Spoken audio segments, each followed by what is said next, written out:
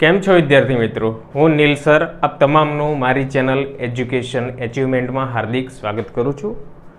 આશા છે કે તમે બધા અત્યારે મજા કરી રહ્યા હશો અને સરસ રીતે 10માની તૈયારી પણ કરી રહ્યા હશો.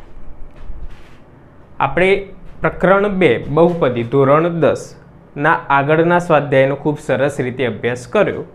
તમે પણ કર્યો હશે એવું માનીને આજે સ્વાધ્યાય 2.3 સ્વાધ્યાય 2.3નો અંતિમ દાખલો કે જે એક માર્ક્સમાં પૂછાઈ શકે તેમ છે, તો એનો આપણે ખૂબ જ સરળ રીતે અભ્યાસ કરીશું. તમને પણ ખૂબ મજા આવશે. જો મજા આવે તો વિડીયો લાઈક કરવાનું ભૂલતા નહીં, કોમેન્ટ પણ કરી શકો છો. તો વિડીયો શરૂ કરીએ. સ્વાધ્યાય 2.3 ભાગ પ્રવિધિ અને નીચેની શરતોને સંતોષે તેવી બહુપદીઓ px, gx, qx અને rxના ઉદાહરણ આપો. ખૂબ સરસ દાખલો છે. એક માર્ક્સમાં પૂછાઈ શકે કે કઈ રીતે. ધારો કે પહેલું એક્ઝામ્પલ આપણે લઈએ કે pxની ઘાત અને qxની ઘાત સમાન થાય એવું આપણે એક ઉદાહરણ આપવાનું છે. એ ઉદાહરણ આપણે બનાવવું પડશે ચોપડીમાંથી કે આપણે નવનીતમાંથી. જો ગોખી નાખશું તો લાંબો સમય યાદ રહેશે નહીં. તો ખૂબ જ ધ્યાન આપજો. અહીંયા પહેલાં તો સમજી લઈએ કે આ વસ્તુ શું છે, બરાબર. તો ભાગ પ્રવિધિ પ્રમાણે આને કહેવાય px, આને કહીશું gx, આને કહીશું qx અને આને કહીશું rx. સમજી લેજો. આ શું છે? છેદ. આ છે ભાજ્ય. gx ને શું કહીશું? ભાજક. અને આને કહીશું ભાગફળ, બરાબર. ચલો, ભાગ પ્રવિધિ શું કહે છે? તો ભાગ પ્રવિધિ માટે આપણે આવું લખી શકીએ કે px બરાબર એટલે કે ભાજ્ય બરાબર ભાજક ગુણ્યા ભાગફળ એટલે કે gx ગુણ્યા qx વત્તા છેદ એટલે કે rx. હવે અહીં ખૂબ જ ધ્યાન રાખજો. પહેલી કન્ડિશન આપણને શું આપી કે pxની ઘાત અને qxની ઘાત કેવી હોવી જોઈએ? સરખી હોવી જોઈએ. ખૂબ જ ધ્યાન આપજો. શું કહે છે? px અને qxની ઘાત કેવી હોવી જોઈએ? સરખી હોવી જોઈએ. તો આપણે શીખીએ. ચલો, px એટલે કે અહીં ભાજ્ય અને qx એટલે કે ઉપર ભાગફળ. બંનેની ઘાત કેવી હોવી જોઈએ? એકદમ સરખી હોવી જોઈએ. તો આપણે પહેલા મૂકી લઈએ કે xની 3 ઘાત. કન્ડિશન મુજબ ઉપર ભાગફળની પણ ઘાત કેવી હોવી જોઈએ? xની 3 ઘાત. આ જ આપણે સાબિત કરવાનું છે, બરાબર. ચલો, હવે અહીં ખૂબ જ ધ્યાન આપજો. xની 3 ઘાત, xની 3 ઘાત. તો આપણે gxની જગ્યાએ આપણે શું મૂકવું પડશે? આપણે મૂકવું પડશે 1. એટલે કે 1 ગુણ્યા xની 3 ઘાત એટલે કે કેટલી થાય? 1 ગુણ્યા xની 3 ઘાત. તો જવાબ કેટલો આવે? xની 3 ઘાત. તો છેદ કેટલો વધે? 0. તો એક તમારું આ ઉદાહરણ બની ગયું. અને આ રીતે લખવાનું ભાગ પ્રવિધિ પ્રમાણે. કઈ રીતે? px કેટલો લીધો? xની 3 ઘાત બરાબર gx કેટલો? 1 ગુણ્યા qx કેટલો લીધો? xની 3 ઘાત વત્તા શેષ કેટલો? 0. એક ઉદાહરણ થઈ ગયું તમારું. આ બહુ સરળ ઉદાહરણ આપ્યું. તો આપણે થોડુંક આગળ ઉદાહરણ જોઈએ. એ પણ સરળ જ છે. ચલો, ખૂબ જ ધ્યાન આપજો. ચલો, xની 3 ઘાત વત્તા 2x વત્તા 4. ચલો, આનું આપણે કંઈક પ્રવિધિ કરવી હોય અને સાબિત કરવું હોય કે pxની ઘાત અને qxની ઘાત કેવી છે? સરખી છે. તો ઉપર પણ મારે શું લખી દેવી પડે? આ ઘાત લખવી પડે. જેમ કે xની 3 ઘાત વત્તા 2x વત્તા 4, બરાબર. તો અહીંયા શું લખવું પડે? 1. તમને પ્રશ્ન થાય સાહેબ આ 1 સિવાય બીજું કંઈક લખો ને તો થોડુંક વધારે સારું લાગે. બરાબર. હવે મારે એકની જગ્યાએ 2 પણ લખવું, 3 પણ લખવું કે 4 પણ લખવું, દાખલામાં થોડોક ફેરફાર કરવાનો રહે છે.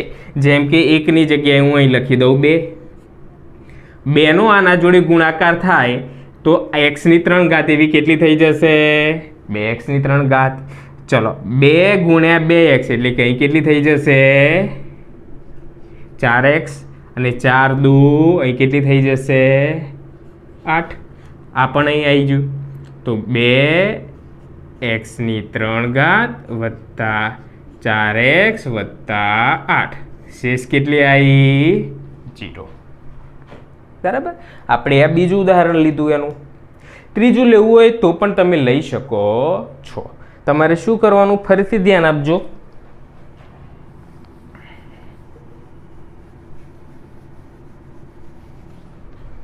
મેં અહીં શું કીધું છે? px અને gx ની ઘાત સરખી. તો px એટલે લઈ લઉં હું x ની 3 ઘાત. ઉપર પણ મારે કેટલી મૂકવાની? x ની 3 ઘાત. હવે યાદ રાખજો, ફરીથી અહીં કેટલા લખી દઉં હું? લગભગ લખી દઉં 6x વત્તા 6. ઉપર પણ આવું જ લખી દેવાનું, 6x વત્તા 6. જો આ રીતે જ તો મારે રાખવું હોય તો આગળ કેટલા મૂકવા પડે? 1. શું મૂકવું પડે? 1. પણ મારે આગળ 1 નથી રાખવા, બીજું કંઈક રાખવું, કારણ કે 3 રાખવા. ચલો શું રાખવું? 3. હવે 3નો આના જોડે ગુણાકાર કરો તો 3નો આના જોડે ગુણાકાર થાય તો એ લખવું શું થાય? 3x ની 3 ઘાત વત્તા 18x વત્તા 18 થાય. આવું જુઓ, આ અને આ પદ આપણે શેષ તો કેટલો લાવવાનો હતો? 0. શેષ કેટલો લાવવાનો હતો? 0. તો આપણે શું કરીશું? આ જે નીચે છે એવું જ આપણે શું કરી દઈશું? ઉપર લખીશું. એટલે કે શું થઈ જશે? 3 6 ની જગ્યાએ થઈ જશે 18 અને એ પણ કેટલા થઈ જશે? 18. બરાબર. તો આને આપણે આ રીતે લખીએ તો કઈ રીતે લખાશે? px તરીકે આપણે શું લીધું? 3x ની 3 ઘાત વત્તા 18x વત્તા 18 બરાબર. gx તરીકે આપણે શું લીધું? 3 ગુણ્યા qx તરીકે x ની 3 ઘાત વત્તા 6x વત્તા 6 વત્તા rx એટલે કેટલા લીધા? 0.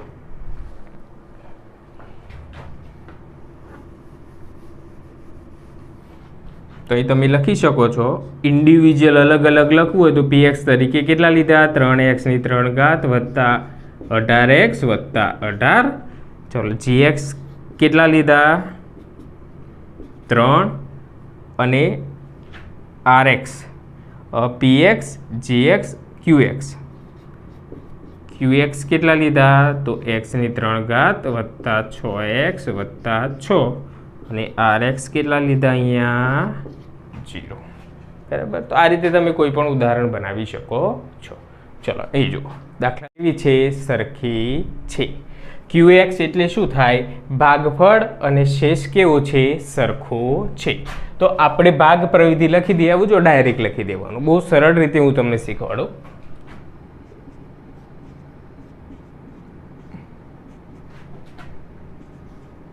gx ગુણ્યા qx વત્તા rx.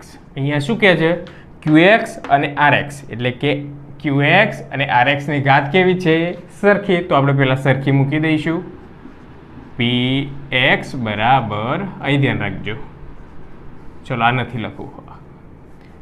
qx ધારો કે ઘાત લખી દઈએ આપણે 5x. તો અહીં ખાસ ધ્યાન રાખજો, અહીં ટપકું કરીને qx ની જગ્યાએ કેટલી લખી દઉં? 5x. અને શેષ પણ કેટલો છે? સરખો, એટલે કે 5x. હવે ખાસ અહીં ધ્યાન રાખવાનું, આ જે gx ની જગ્યાએ શું લખવાનું? તો એકદમ સરળ. જો શું કરીશું આપણે? કૌંસ કરીશું. કૌંસમાં 5x ની અહીં 1 ઘાત છે તો અહીં માત્ર લખીશું x ની 2 ઘાત. અહીં લખીશું x ની 3 ઘાત. શું લખીશું? x ની 3 ઘાત વત્તા x ની 2 ઘાત. ફરીથી સમજો. ચલો rx અને qx કેવા? એક સરખા. તો આપણે ગમે તે લઈ લઈએ, ધારો કે 4x લઈ લઈએ. ચલો તો 4x આવી ગયો વત્તા qx એટલે કે 4x. આટલે સુધી ખબર પડી ગઈ. ચલો અહીં આગળ શું છે? ગુણાકાર. તો gx તરીકે આપણે શું લેવાનું? તો યાદ રાખવાનું અહીં x જ જોવાનું. હવે 4 જોવાની જરૂર નથી કે 5 જોવાની જરૂર નથી. અહીં x ની કેટલી ઘાત છે? 1. તો અહીં લખી દેવાનું x ની 2 ઘાત વત્તા આગળ શું લખવાનું? 2 પછી x ની 3 ઘાત. બરાબર. તો આ શું આવ્યું? px. બરાબર. હવે px ને છૂટું પાડીએ એટલે કે આપણે અહીં ગુણાકાર કરી દઈએ. તો 4x ગુણ્યા x ની 3 ઘાત તો શું થાય? આનો આના જોડે ગુણાકાર તો શું થાય? 4x ની 4 ઘાત વત્તા 4x ની 3 ઘાત વત્તા 4x. ચલો px આવી ગયું. gx કેટલા લીધા આપણે? gx કેટલા લીધા એટલે કે કૌંસવાળા x ની 3 ઘાત વત્તા x ની 2 ઘાત. ચલો અને qx ને rx કેવા છે? સરખા. એટલે કે qx અને rx ની ઘાત કેવી છે? સરખી. કેટલી લીધી છે અહીંયા? 4x. તમારે સાબિત કરવું હોય ને તો પણ કરી શકાય છે. જોઈ લો કઈ રીતે. px લઈ લઈએ આપણે. 4x ની 4 ઘાત વત્તા 4x ની 3 ઘાત વત્તા 4x. એને ડિવાઇડેડ ભાગ્યા કેટલાથી કરશું? ભાગ્યાથી gx. એટલે gx તરીકે કેટલા આપ્યા? x ની 3 ઘાત વત્તા x ની 2 ઘાત. તો શું આવે જુઓ અહીં આપણે કેટલા લાવવાના? 4x ની 4 ઘાત. તો એ માત્ર કેટલા મૂકવાના રહેશે? x. પણ અહીં 4 એટલે કે કેટલા મૂકીશું? 4x. એટલે કે 4x ની 4 ઘાત 3 ને 1 4 ઘાત વત્તા આ બંનેનો ગુણાકાર 4x ની 3 ઘાત. ઉડી ગયું? આવી ગયા 4x. બરાબર. તો આ રીતે સાબિત થતું હોય છે. ચલો આનું બીજું ઉદાહરણ લઈ લઈએ. સેમ જ આ જ વસ્તુ યાદ રાખવાની. px બરાબર gx qx વત્તા rx. અહીં rx ની ઘાત અને qx ની ઘાત કેવી છે? સરખી.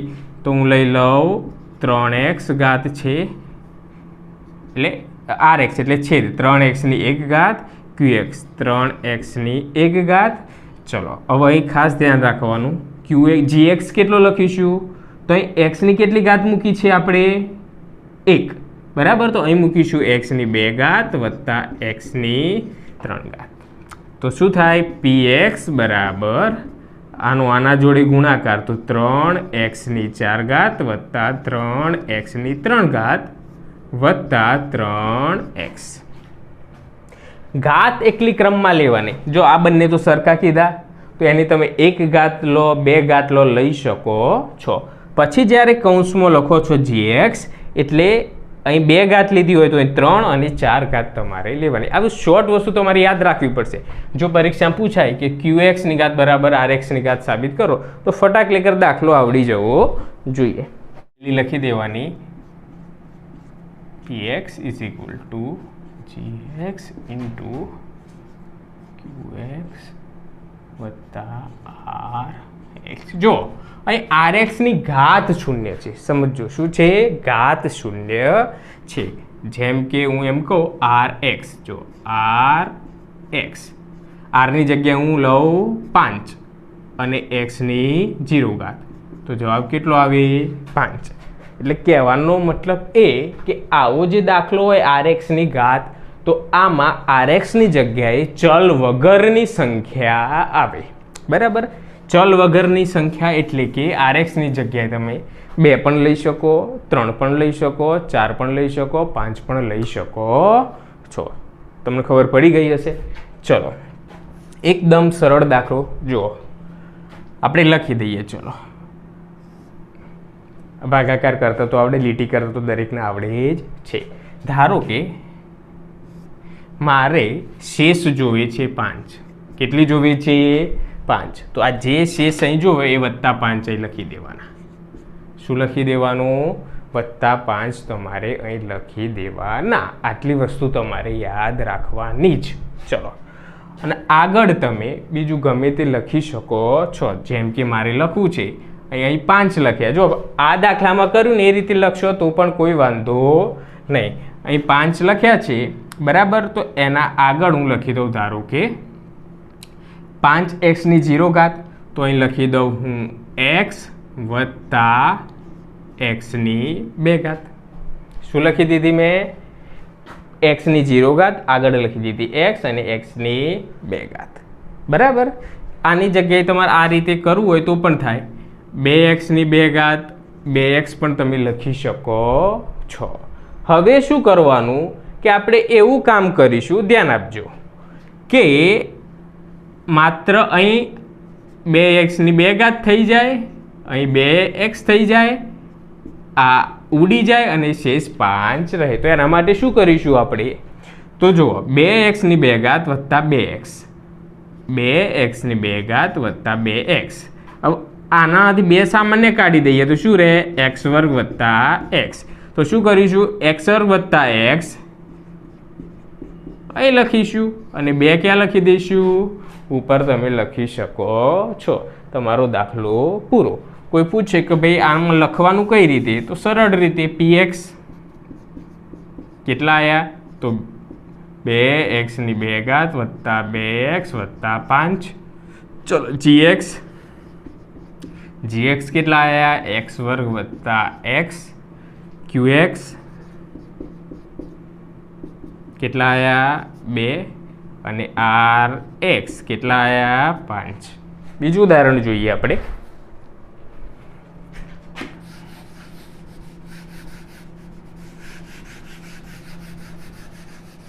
અને કશું ના આવડે તો સૌથી સરળ ઉદાહરણ કઈ રીતે બનાવવાનું જોઈ લો, બનાવી દો. આ ભાગાકાર કર્યો બરાબર. ધ્યાન રાખજો કંઈ કરવાનું નહીં. અહીં વત્તા 7 લખ્યા. ચલો છેદમાં પણ કેટલા લખી દેવાના? વત્તા 7.